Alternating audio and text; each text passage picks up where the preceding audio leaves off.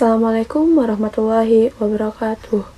Halo semua, perkenalkan nama saya Syarifah Fauzia dari kelas 2 PMHC dengan NIM 12230401119. Di video kali ini saya akan menyampaikan rangkuman bab 1 sampai bab 8 dari buku Pengantar Hukum Indonesia karya Ibu Nengyani Nurhayani SH MH. Selamat menyaksikan. Bab 1.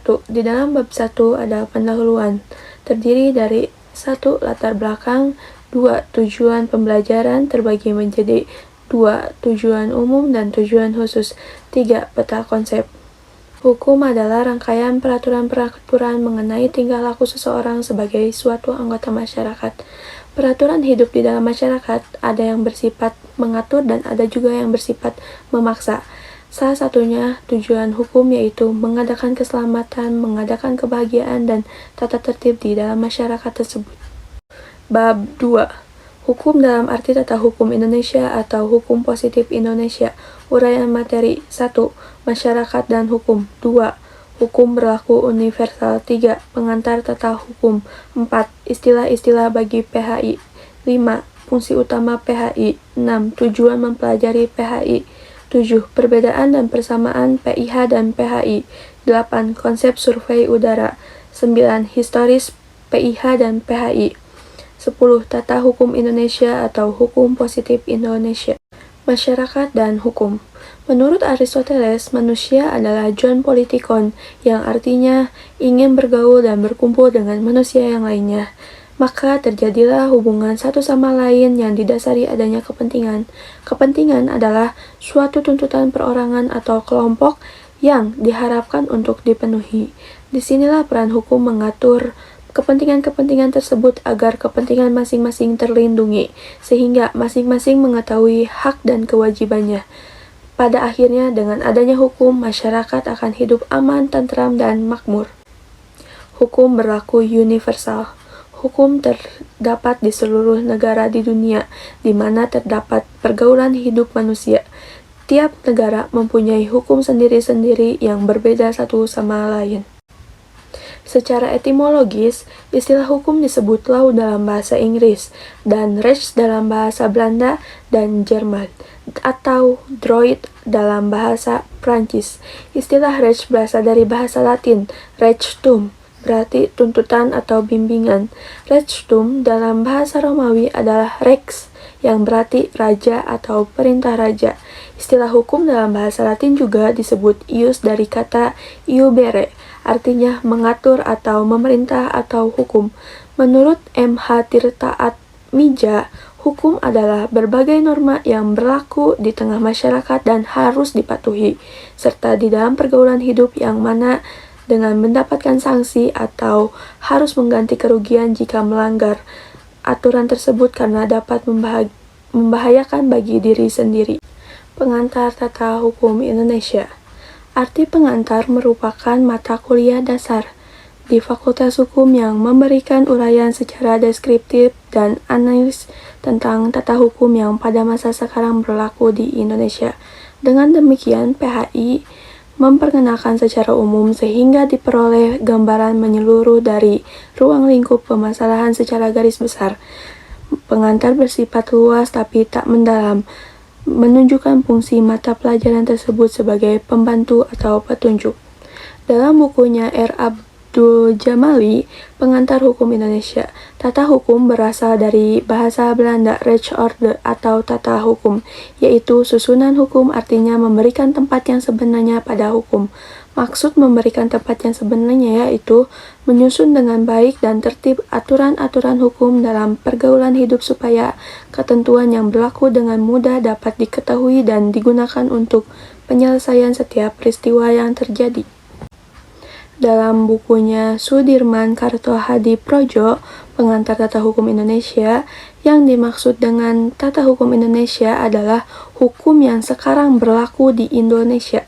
Berlaku berarti yang memberi akibat hukum kepada peristiwa dalam pergaulan hidup sekarang, menunjukkan kepada pergaulan hidup yang ada pada saat ini, dan tidak kepada pergaulan hidup yang telah lampau, tidak pula pada pergaulan hidup masa yang akan dicita-citakan di kemudian hari atau ius constituendum. di Indonesia menunjukkan kepada pergaulan hidup yang terdapat di wilayah Republik Indonesia dan tidak di negara lain. Ius constitutum adalah hukum positif suatu negara, yaitu hukum yang berlaku dalam suatu negara pada suatu saat tertentu. Unsur-unsur dari hukum positif yaitu hukum positif mengikat secara umum atau khusus. Yang kedua, hukum positif ditegakkan oleh atau melalui perintah atau pengadilan. Fungsi utama PHI yang pertama, sebagai mata kuliah dasar hanya memberikan landasan sebagai pendukung pada mata kuliah lainnya. Yang kedua, sebagai ilmu yang mengajarkan dan menanamkan dasar-dasar hukum di Indonesia. Yang ketiga, mengantar setiap orang yang akan mempelajari hukum yang sedang berlaku di Indonesia atau hukum positif. Tujuan mempelajari PHI. 1. Menurut Profesor Kusumadi Pujosowojo Kansil dalam bukunya Pedoman Pelajaran Tata Hukum Indonesia, bahwa tujuan mempelajari PHI yaitu siapa yang ingin mempelajari hukum Indonesia, maksudnya adalah ingin mengetahui perbuatan atau tindakan manakah yang menurut hukum dan yang manakah bertentangan dengan hukum, bagaimana kedudukan seseorang dalam masyarakat, apakah kewajiban dan wewenangnya, semua itu diatur menurut hukum Indonesia.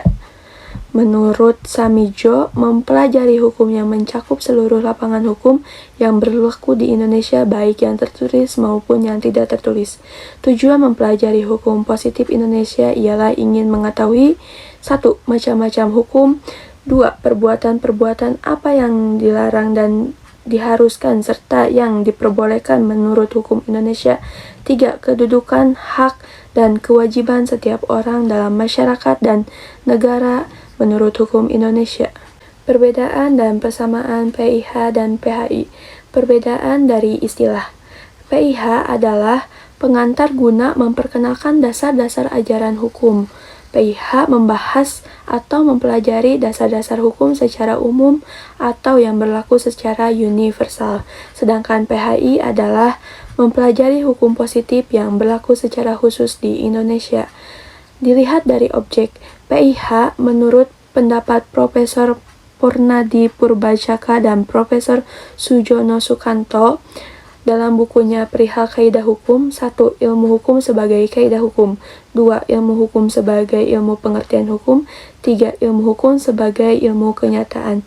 Sedangkan PHI adalah hukum positif Indonesia, yaitu hukum yang berlaku di Indonesia pada saat ini. Tata hukum Indonesia atau hukum positif Indonesia. Hukum yang berlaku di suatu negara tertentu bagi orang ataupun badan hukum tertentu pada waktu tertentu disebut hukum positif atau ius constitutum. Kebalikannya, ius constituendum yaitu sebuah kaidah keadilan yang sempurna. Perbedaan dilihat dari luang lingkupnya. Ius constitutum merupakan objek ilmu hukum, sedangkan ius constituendum merupakan objek filsafat hukum. Bab 3. Sejarah perkembangan hukum di Indonesia dan politik hukum nasional. Uraian materi. 1. Sejarah perkembangan hukum di Indonesia sebelum kemerdekaan. 2. Politik hukum nasional. 3. Hukum Islam dalam pembinaan hukum nasional di Indonesia. Sejarah perkembangan hukum di Indonesia. Yang pertama, masa VOC dari tahun 1602 sampai 1799. Yang kedua, masa pemerintahan Belanda dari 1800 sampai 1942. Di masa ini terbagi menjadi 3. 1. Masa Besluitenregering dari tahun 1844 sampai 1855. Yang kedua, masa Regering Reglement atau RR dari tahun 1855 sampai 1926. Yang ketiga, masa Indische Staatsrechtling atau IS dari tahun 1926 sampai 1942. Politik hukum nasional. Politik hukum nasional memuat 1. Pembentukan dan mengkodifikasi hukum nasional yang berwatak nasional untuk mengganti hukum warisan kolonial. 2. Penataan hukum nasional yang menyeluruh, terpadu, serta mengakui keberadaan hukum agama dan adat masing-masing. Politik hukum nasional bertujuan meletakkan dasar-dasar negara Indonesia sebagai dasar negara hukum yang demokratis dan berkeadilan sosial bagi seluruh rakyat Indonesia berketuhanan yang Maha Esa. Hukum Islam dalam pembinaan hukum nasional di Indonesia. Untuk membangun dan membina hukum nasional diperlukan politik hukum tertentu. Politik hukum nasional di Indonesia pokok-pokoknya ditetapkan dalam garis-garis besar haluan negara, dirinci lebih lanjut oleh Menteri Kehakiman Republik Indonesia. Untuk melaksanakannya, telah didirikan satu lembaga yang kini bernama Badan Pembinaan Hukum Nasional, disingkat BPHN atau Babin Kumnas. Melalui koordinasi yang dilakukan oleh badan ini, diharapkan di masa yang akan datang akan terwujud satu hukum nasional di tanah air kita. Bab 4. Sumber hukum positif. Uraian materi. 1. Tata urutan peraturan perundang-undangan. 2. Teori Hans Kelsen. Tata urutan peraturan perundang-undangan. Dalam sistem hukum Indonesia, tata urutan peraturan perundang-undangan dapat dilihat dari TAP MPRS nomor 20 MPRS 1966 tentang Memorandum DPR GR mengenai sumber tertib hukum Republik Indonesia dan tata urutan peraturan perundangan Republik Indonesia. Ditegaskan bahwa bentuk-bentuk peraturan Republik Indonesia menurut Undang-Undang 1945 adalah 1. Undang-Undang Dasar Republik Indonesia 1945. 2. Ketetapan MPR. 3. Undang-undang atau peraturan pemerintah pengganti undang-undang atau Perpu. 4. Peraturan pemerintah atau PP. 5. Keputusan Presiden. 6. Peraturan pelaksanaan lainnya seperti peraturan menteri, instruksi menteri, dan lain-lainnya. Teori Hans Kelsen. Teori Stufenbau adalah teori mengenai sistem hukum oleh Hans Kelsen yang menyatakan bahwa sistem hukum merupakan sistem anak tangga dengan kaidah berjenjang di mana norma hukum yang paling rendah harus berpegangan kepada norma hukum yang paling tinggi. Dan kaidah hukum yang tertinggi seperti konstitusi harus berpegangan kepada norma hukum yang paling mendasar atau Grundnorm. Bab 5.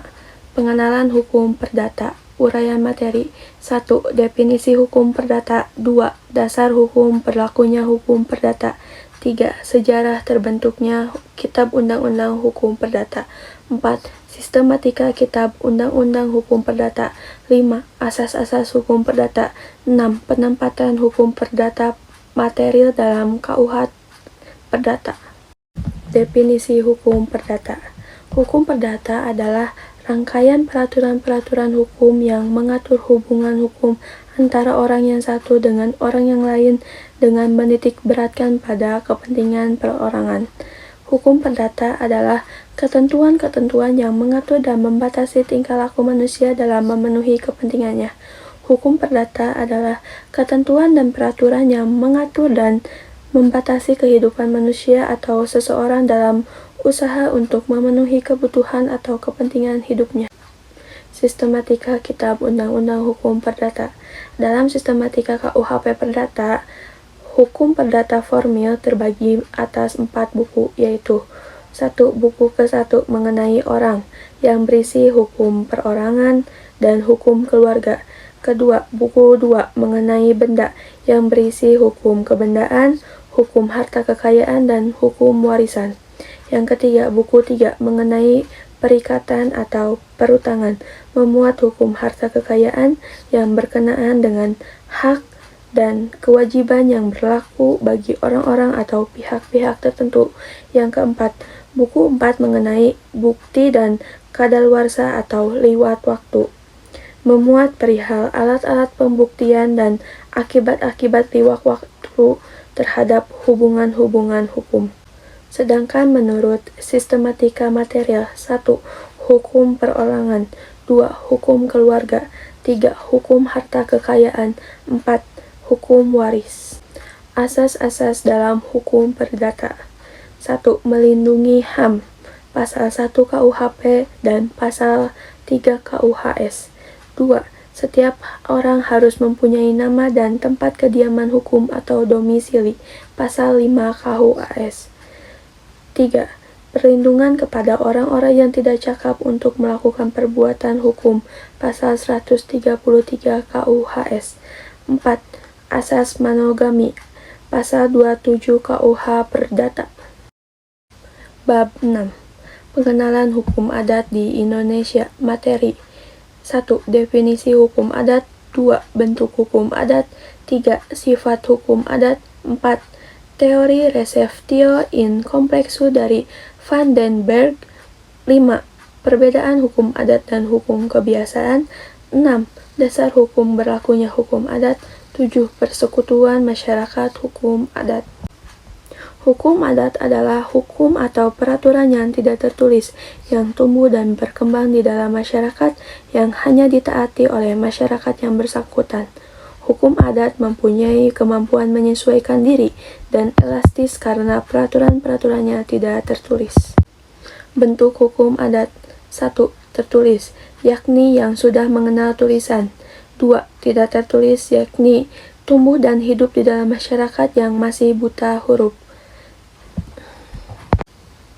Sifat hukum adat. 1.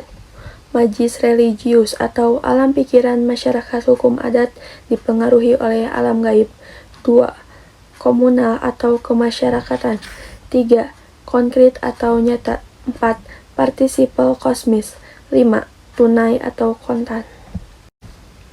Teori receptio in complexu, bahwa hukum adat adalah sebagian besar dari unsur-unsur hukum asli dan sebagian kecil dari unsur-unsur hukum agama. Perbedaan hukum adat dan hukum kebiasaan. Hukum adat adalah berawal dari tradisi nenek moyang bangsa Indonesia yang turun-temurun, sedangkan hukum kebiasaan adalah hukum asing yang diresepsikan ke dalam hukum Indonesia sebagai hukum asli Indonesia. Dasar hukum berlakunya hukum adat. 1. Pasal 11 AB.